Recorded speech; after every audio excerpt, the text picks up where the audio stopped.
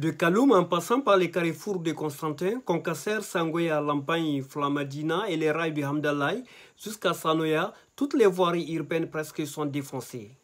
Les autorités guinéennes n'ont jamais anticipé des solutions pour atténuer la souffrance des usagers de la route, surtout pendant la saison hivernale.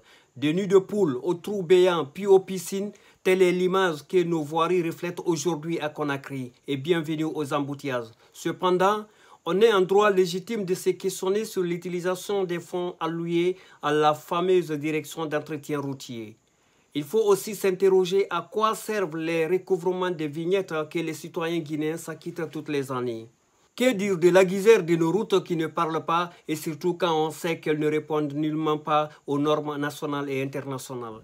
Nos voiries sont-elles exceptionnelles pour manquer d'aménagement des accotements permettant aux usagers de stationner ou de marquer un arrêt, surtout quand on sait que de nos jours, des grilles à caractère commercial entre la police et des particuliers sont mises dans la circulation à Conakry pour escroquer des paisibles usagers avec un montant variant entre 300 000 sans reçu et 360 000 francs avec reçu injustement établi. J'en suis victime plusieurs fois.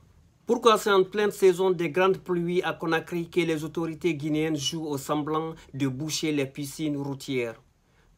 Voici entre autres questions auxquelles s'ajoute la question épineuse et factuelle relative au comportement dans la circulation des conducteurs de mototricycles qui de nos jours rendent extrêmement difficile encore la circulation à Conakry. Bienvenue dans l'édition spéciale consacrée aux usagers et conducteurs des motos à 3 pneus à Conakry. Il y a juste 6 mois et quelques jours, le ministre de la Sécurité et de la Protection civile, général Bachir Diallo, répondait à la question du représentant des tricycles à l'occasion des journées portes ouvertes organisées par son département. La voie routière, c'est le droit de tous les citoyens de faire usage de cette voie. Mais qui n'est pas choqué par la façon dont les tricycles se comportent dans la circulation? Levez la main. Un seul individu. Si on veut changer notre pays, l'implication de tout le monde est nécessaire. Si vous vous comportez dans la circulation, vous et les motards, on va l'élargir ailleurs.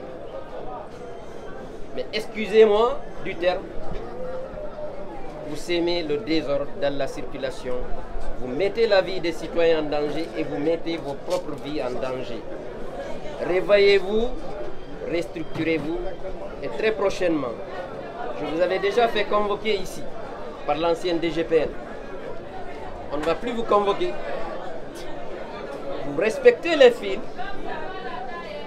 ou bien on applique la loi. Vous êtes un citoyen comme moi, le ministre.